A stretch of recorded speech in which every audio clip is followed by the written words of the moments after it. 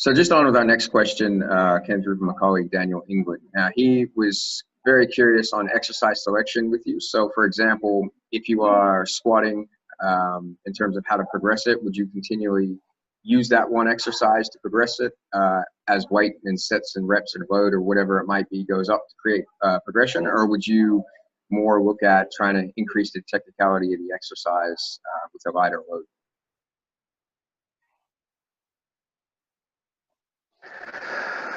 It's a good question. I think for beginners, when they're first learning how to perform a certain exercise, that you want to keep weight progressions very small. Particularly, you want to arrange for weight progressions only when their technique has reached a certain level of stability or is improving.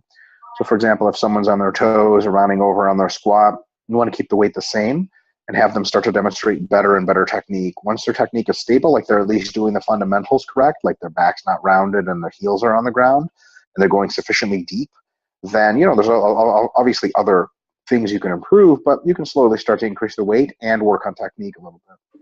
But for more advanced lifters, ones that know the exercises well and can execute them with a high degree of technical precision, then you have to increase the overload via sets and weight and or reps and so on. The people who are sufficiently advanced, that is under the assumption that their technique doesn't start to break down. If their technique starts to break down and or deteriorate, every now and again, maybe every couple of mesocycles, what you can do is take the load down and sort of do a restrictness of their technique. I don't mean that in the sense the word restrictive. I mean a restricting of their technique, a restandardization. Sometimes we say we're high bar squatting.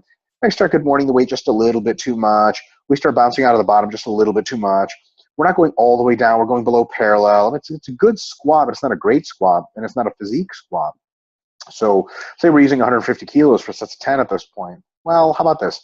Next time, instead of going to 152.5, you can go down to 110. You say, 110 is not that much. But you go down to 110 or maybe even just 120, and you really sink the squat all the way down. You keep your chest super upright. You brace your core like you're supposed to. You stay with your heels on the ground. You go all the way down for a full pause. Knees come way over the toes. Super quad smashing squat, and every rep is perfect. And you do your normal sets and reps like that. And then as you start progressing in weight again and sets and reps, you keep as closely as you can to that technical perfection. I've had numerous times in my career where I restricted my technique for bent over rows, for squats, for deadlifts, or a variety of things. What that can allow you to do is increase the mind-muscle connection, increase the technical precision, and actually increase the degree of disruption taken by the muscles, and thus the stimulus, decrease the degree of disruption taken by the joints and other uninvolved muscle, thus reducing the systemic fatigue. Another good benefit is if you increase the stimulus, but with less load, you actually take on just less fatigue in general, which is really awesome. So I think it's important not to get super attached as a physique competitor to the numbers. It's good to use the numbers to make sure you're progressing, but every now and again, if you're really feeling like, ooh, I could be doing this better, there's no shame in dropping the load and restarting the progression. What I don't like to see is individuals who have fundamentally very good technique getting paranoid and just like they don't ever raise the load and they just drop it a bunch because they always think their technique could be better. Once you have a good working technique, it's up to you to keep it good and make sure that you're adding slight bit of load through the time. And that's another good argument for like adding more sets than you add load. Because if you add more load, it becomes really tempting and very easy to start to screw your technique over. But adding more sets is quite straightforward. Every set has to be technical. And every time the load addition is really small, so that there's never really a time when the exercise becomes super duper heavy. It's just a little bit heavier so you can maintain your good technique and you have plenty of sets to practice it, so that it's never like do these 2 sets and just get them done. It's like you got 5 sets, you might as well get good at this, because if you get good technique, you get better stimulation for the muscles and less fatigue, and you have to lift less weight, so it's a win all around. Okay. So just to basically to summarize that is making sure, obviously, range of motion, technique are going to be the #1 thing, and then from there you want to start increasing load, assuming that the technique is perfected. Cool. Okay. Now, from program to program with you, just say we have a brand new client coming in. We've worked out how we've determined the minimum effective volume. We've also sort of determined how we've worked out the maximum recoverable point. when you are setting up the program with clients, we briefly went through earlier on the first part about the auto regulation. Do you teach the auto regulate or teach clients basically to understand when they need to increase either load or weight or sets or anything like that, or is that just something that is going to have to come with acquired experience, or what would you do in that situation, just for trainers understanding? What kind of client? We'll start with Gen Pop clients. In person? In person, yeah.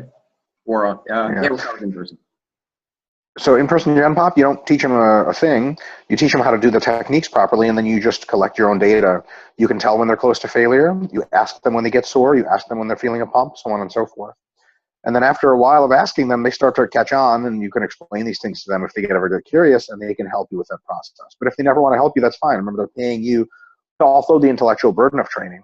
So they may never want to be a big active part of the process, so you just do that for them. You do that auto-regulation for them. And if you're training individuals that are more advanced, then you hypothetically would give them the tools to give you as much feedback as possible. Because a lot of what a good coach asks out of his advanced clients isn't so much, hey, do this, that should come without saying. It is, hey, how is this treating you? How you feel? How are you responding? So that I, as a coach, can modulate it better to fit your needs.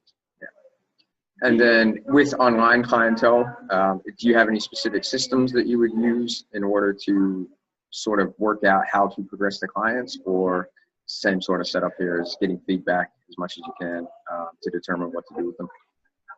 Yeah, I think it's important that their programs come with rating scales of perceived effort, of soreness, of pumps, things like that, so you can get a distinct understanding of how they're doing.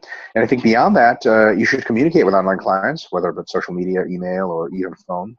And what you would do is get their perceptive feedback, just subjective experience on how the workouts are going. And when you have both combinations of that and you really take good feedback, then you're designing programs that really take into account what's going on. Okay, cool. Excellent. Now, basically, we've just sort of summarized a few theories on training principles today, programming and periodization principles. Is there any chance we can get you out to Perth to run a Renaissance seminar and get you here for the very first time? Absolutely not. I hate Western Australians more than I hate myself, and I have incredibly low self-esteem, so that should tell you something. You know what? I think there's a very good chance of that. As a matter of fact, I think you and I and our team at RP might have something in the works about that. So we'll keep everyone here updated, but I think that we're super excited to potentially be getting into Perth sometime in late June for a one-day all-exclusive super mega RP seminar with myself, with a couple other folks. I don't know if you want me to spoil the surprise now or save it for later. Yeah, let's bring it out now. So who from the Renaissance team will be coming out, and what will Perth be having the privilege of learning? Certainly. So I'll be coming out and I'll be talking extensively for probably several hours about advanced hypertrophy theory and application. I've got tons of really good material on that, and that's all new material and won't have been really heard anywhere. And then Dr. Melissa Davis is coming out as well, and she is going to be talking about diet psychology, specifically what is too much of an attempt at a fat loss phase? How do you accrue psychological fatigue from trying to lose fat and lose weight for too long or too strictly? How do you recover your psychology from those attempts? And how long it takes, how to do it, and how to know when you're recovered. And basically, after that recovery process, how to get back into fat loss dieting, and this time more effectively, more attuned to your psychological states, which is super, super important. And then Dr. James Hoffman is going to be talking about recovery, both theory and application. So recovery is a really, really big deal, right? Both physiological and psychological. And, you know, we have a maximum recoverable volume. And if it was higher, we could train more and we could benefit more and we could grow more. Dr. Hoffman will be talking about how to increase your maximum recoverable volume and, hilariously enough, decrease your minimum effective volume so that your spectrum of training is bigger and you can make bigger progressions and get more gains. And he's going to be talking about sleep, and he's going to be talking about caffeine use, and he's going to be talking about nutrition and all the stuff that goes into recovery as a whole. He's going to be dispelling a ton of myths about recovery because, you know, as soon as you say recovery, people think of like, oh, a cold tank or some kind of pills I buy online to help me recover. He's going to dispel tons of myths like that to make sure people aren't pissing away their money on stuff that doesn't work and investing their time in stuff that does. And then lastly, but not leastly, Dr. Gabrielle Fondaro will be talking about nutrition, and she is super qualified. She was a professor of nutrition for a while, and she is going to be talking about nutrition all the way from basics all the way to super, super advanced. And one of her specialties is gut health, so she can actually speak to how nutrition, gut health, and fitness intersect. And she's one of the world's experts on that, and we're super excited to bring all these folks to you. Perfect. So we will be looking at June 23rd, 24th, or 25th, one of those 3 days. We're going to be super, super excited to have you out here. I will be releasing more information on this soon, and in the coming weeks, we will have everybody from the RP team onto the podcast to go through sort of just basics of what we'll be going through in more detail in the seminar. So make sure you guys keep an eye out for that. Also, Facebook, Instagram, RP Strength. So I think the Instagram is at RP Strength. Have a look, Renaissance Nutrition or Renaissance Periodization on Facebook. Also go through the internet. They got tons and tons and tons of awesome free information through their website. So go check those guys out. And if you guys like what you see, then we can't wait to have a big crowd from Perth here to see you. We're super excited.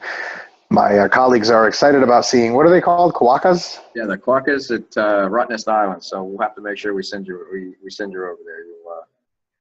I think it's like the only. I think it's like that's. There have to be multiple quokkas. Yeah. Sorry. Yeah. It's the only place for quokkas, or what? It's just it's an island just off of Rottnest Island or off of Perth that I think it's the only place in the world you can find them. So.